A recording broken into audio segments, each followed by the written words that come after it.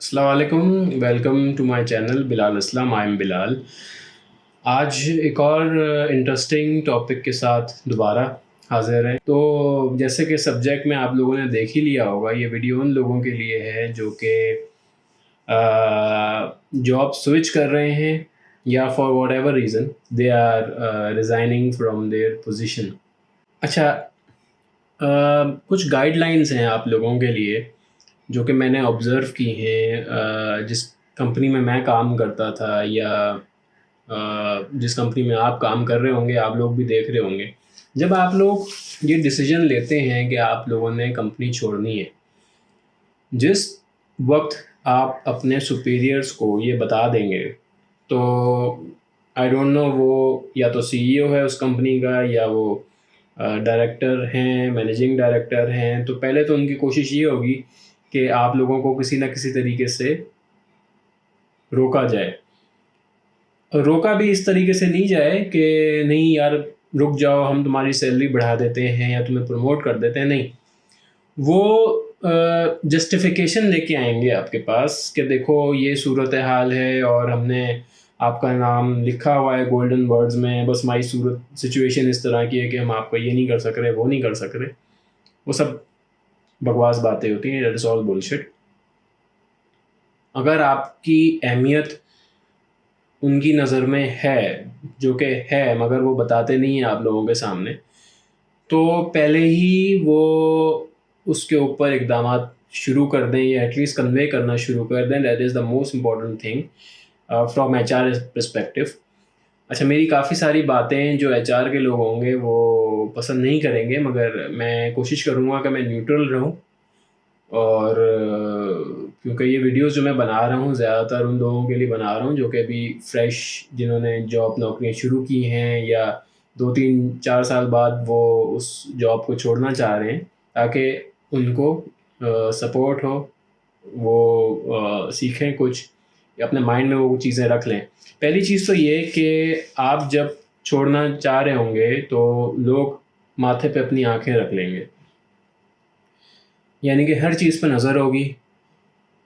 आप किसको ईमेल कर रहे हैं, किससे बातें कर रहे हैं, इवन कि आपके सराउंडिंग में फॉर एग्ज़ाम्पल आपकी डेज़िग्नेशन है, if you are in sales let's say, अब आपके साथ ही डिफरेंट लोग हैं, वो भी सेल्स से ही ताल्लुक़ रखते हैं, मगर आप जब उनसे भी बातें करेंगे विद इन योर ऑफ़िस, तो जो ख़ास तौर पे एडमिन के लोग होते हैं, वो आपको टोकेंगे कि क्या कर रहे हो? क्यों खड़े हुए हो? क्या मकसद है? इवन कि आपको बुलाया जाएगा सेपरेटली। आपके जो सुपीरियर्स हैं, इस तरह के लोग होते हैं, हर कंपनी में होते हैं। अच्छा, तो पहली चीज़ तो ये है कि आप लोगों ने कोशिश ये करनी है कि अननेसेसरी किसी को सीसी में नहीं रखें। फॉर एग्ज़ाम्पल मैं बिलाल हूँ, अगर मेरी कंपनी में कोई असद काम करता है और मेरे केसेस से उसका कोई ताल्लुक़ नहीं है और मैं सीनियर हूँ और मैं चाह रहा हूँ कि उसकी मदद हो जाए, या मुझे मेरे माइंड में है कि मेरे बाद केसेस उसको हैंड ओवर कर दी जाएंगे, दैट इज़ नॉट योर से। ऐसा नहीं हो सकता कि आप उसको सीसी में रखना शुरू कर दें। बैक एंड पे आप उनके सीनियर से बात कर सकते हैं कि मैं जब जाऊंगा तो मेरे बाद कौन है सेकंड इन कमांड जो मेरे केसेस जो है टेक ओवर करेगा, तो क्या मैं उसको अभी से सीसी रखना शुरू कर दूं? उनकी इजाज़त के बाद आप ये करिएगा। अगर नहीं करेंगे तो आपको बुला लिया जाएगा, या तो आपको डांटा जाएगा, या आपको प्यार से समझाया जाएगा, या फिर आपको वार्निंग दी जाएगी। ठीक है, एक तो ये चीज़ हो गई। दूसरी चीज़, आप लोगों ने वहाँ पे बैठ के, अगर आप लोग खुश नहीं हैं अपनी जॉब्स में और आपने एक अंदेशा या अपने सुपीरियर से डिस्कस किया है कि शायद मैं यहाँ से छोड़ दूँ, जो कि मैं रिकमेंड नहीं करूँगा। कभी भी अपने मैनेजर से या अपने सुपीरियर से ये चीज़ कभी डिस्क्लोज़ नहीं करें अनटिल एंड अनलेस वो चीज़ फाइनल नहीं कर लें आप लोग अपने माइंड में। तो कभी भी वहाँ बैठ के जॉब सर्च नहीं करनी। दूसरा पॉइंट मेरा ये है कि ऑफ़िस के अंदर बैठ के आप लोगों ने जॉब सर्च नहीं करनी। जॉब सर्च करने के लिए जो बेस्ट प्लेस होता है, जगह होती है, वो आपका घर होता है। सुकून से, इत्मीनान से घर पे बैठ के सर्चिंग करें, ठीक है, ऑफिस में ना करें। कुछ आंखें होती हैं जो कि देख रही होती हैं, ठीक है, ज़रूरी नहीं है कि वो सीसीटीवी ही हो, मगर कुछ ख़ास बंदे होते हैं ऑफिस में, वो एडमिन का बंदा भी हो सकता है, वो अकाउंट्स का बंदा भी हो सकता है, वो रिसेप्शनिस्ट भी हो सकता है, वो सेक्रेटरी भी हो सकती है सीईओ की। तो ये सब ख़ास बंदे होते हैं, मतलब समझ लें मैनेजमेंट के ना। तो आप समझते हैं कि बातें नहीं होंगी, डिस्क्लोज आउट नहीं जाएंगी बाहर आपके सर्कल से, मगर चली जाएंगी और वो सब चीज़ें पता होती हैं। अच्छा, तीसरी चीज़ ये है कि आप लोगों का डेटा अगर आप लोग मैनेज नहीं करते हैं, फॉर एग्जांपल आपके पास कुछ क्लाइंट्स हैं या कुछ कस्टमर्स हैं जिनसे आपकी डीलिंग रही है, तो उनका जितना भी डेटा है वो आप सेव कर लें अपने पास। वो खुदा ना खास्ता वो चोरी नहीं होता, वो डेटा उसको आप चोरी करना नहीं कहेंगे, मगर इवन के बाद में भी आपसे अगर जो आपके केसेस के हवाले से पूछो, क्योंकि मेरे साथ बहुत होता है अभी तक, मुझे पुराने ऑफिस से कॉल्स आती हैं कि मुझे इस केस के बारे में कन्फ्यूजन है तो बता दो। तो अगर तो मेरे पास वो डेटा नहीं हो तो मैं उस केस के बारे में, जाहिर सी बात है, एक पुराने कुछ केसेस होते हैं जिसके बारे में मैं भी क्योंकि मेरी अभी line of business is entirely different from what I used to do, तो देखने पड़ते हैं केसेस। तो वो अपने पास डेटा सेव कर लें, आगे ऑर्गेनाइज नहीं कर रहे ऑर्गेनाइज करना शुरू कर दें। और ऑर्गेनाइज किस तरीके से करना है वो भी, उसके ऊपर भी मैं आगे वीडियोस बनाऊंगा, मगर जो भी हैं आपके पास फ़िलहाल अभी आइडियाज़, उसको सेव करना शुरू कर दें अपने डेटा को। आप लोग अब इसके बाद की जो चीज़ है वो मैं ये कहूँगा कि आप लोग अपने, अगर तो कुछ फाइनेंसेस हैं तो उसके बारे में आप लोग कुछ आइडियाज़ लेना शुरू कर दें कि अगर तो कोई आपके ड्यूज़ हैं जो कि क्लियर होने रहते हैं तो उनके बारे में भी सोच लें। अगर कोई कमीशन है, कोई बोनसेस हैं, तो उसके हवाले से आप लोग पहले से सोच लें, ताकि आप एक लिस्ट बना के पहले ही अपने अकाउंटेंट को, अपने सुपीरियर्स को बता दें कि ये चीज़ें हैं जो कि आपने मुझे देनी है जब मैं यहाँ पे जिस तारीख को छोड़ के जाऊँगा, ठीक है। तो ये चीज़ ज़रूर याद रखिएगा। उसमें आपके फ्यूल एक्सपेंसेस, मोबाइल बैलेंस, अगर आप लोग खुद अपने अगर आपका सिस्टम इस तरीके से है कि आप खुद उसको रिचार्ज कराएंगे और आखिर में कंपनी आपको रिम्यूनराइज कर देगी, तो इस सिनेरियो में आप चीज़ें वो देखनी शुरू कर दें, इम्पॉर्टेंट है। अच्छा, दूसरी चीज़, अगर तो आप अपनी पांचवी चीज़ है, कौन सी चीज़ है, मेरे ख्याल से पांचवी है, छठी है, आई डोंट नो, मैं पॉइंटर्स लिखे हुए, नंबरिंग मैंने नहीं की है।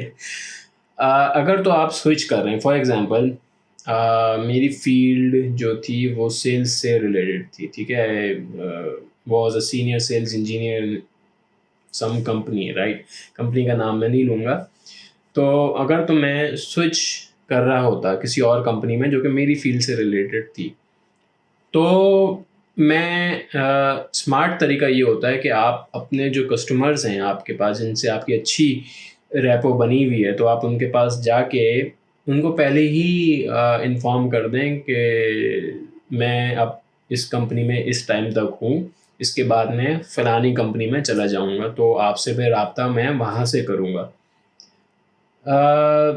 ये करना आपके लिए ज़्यादा फ़ायदेमंद होता है कि आप बग़ैर किसी को बताए चले जाएँ और बाद में आपके नंबर किसी और को अलॉट हो जाने।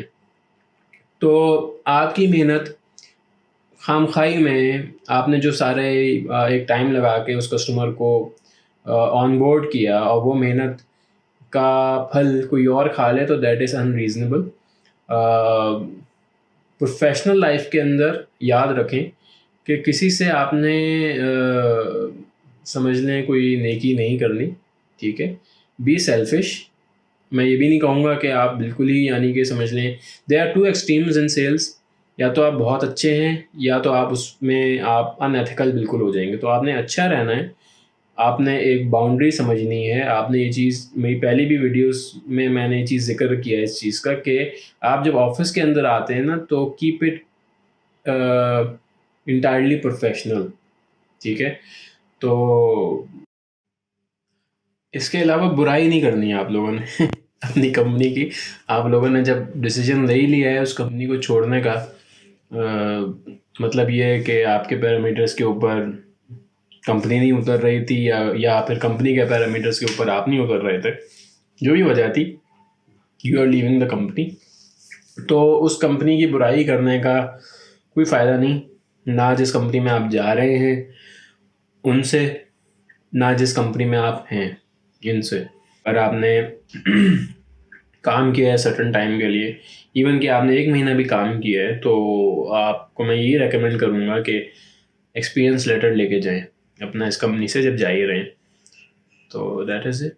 जहन में अगर मेरे जहन में कुछ और पॉइंट्स आते हैं तो मैं ज़रूर इसमें बाद में कोई वीडियो बना दूँगा। तो थैंक यू आप लोगों का ये वीडियो देखने का, और अगर आप लोगों ने अभी तक मेरी वीडियो नहीं देखी या देख रहे हैं तो उसको लाइक कर दें, शेयर करें, सब्सक्राइब करें, ताकि मैं और भी वीडियोस इस तरह की बनाता रहूं। सच बोलूं तो अगर आप नहीं भी करेंगे सब्सक्राइब, लाइक या शेयर, तो मैं तब भी बनाऊंगा, क्योंकि मैं समझता हूं कि ये जो मैं वीडियोस बना रहा हूं इससे आप लोगों को कोई फ़ायदा होगा, और आप वो गलतियां नहीं करेंगे जो कि और लोग करते हैं। तो इसके अलावा अगर जो आप लोग समझते हैं कुछ और चीज़ मैं मिस कर गया हूँ तो मुझे बताएं नीचे कमेंट्स में। कोई चीज़ मैं गलत बोल गया हूँ तो भी मुझे बताएं क्या चीज़ गलत मैंने बोली और कैसे वो गलत है। और इसके अलावा that is that. Thank you.